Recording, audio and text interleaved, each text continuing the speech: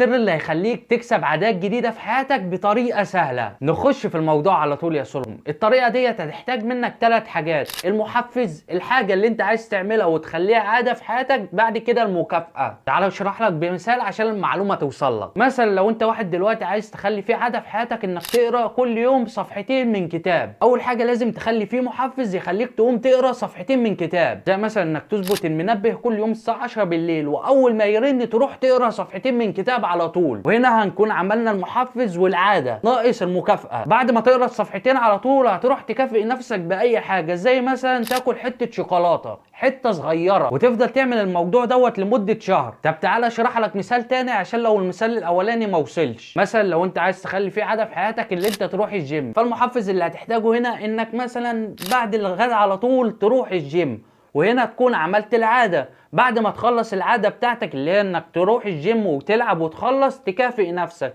زي مثلا تروح تقعد تلعب بلاي ستيشن مع اصحابك، تتفرج على فيلم، وهكذا. بس بشرط لو عايز تخلي فيه اي عادة في حياتك خليها قليلة، زي مثلا لو عايز تقرا كتاب اقرا كل يوم صفحتين وما تكترش عن صفحتين. لو عايز تروح الجيم بدل ما تقعد تروح الجيم كل يوم تقعد فيه ساعتين خليها نص ساعة.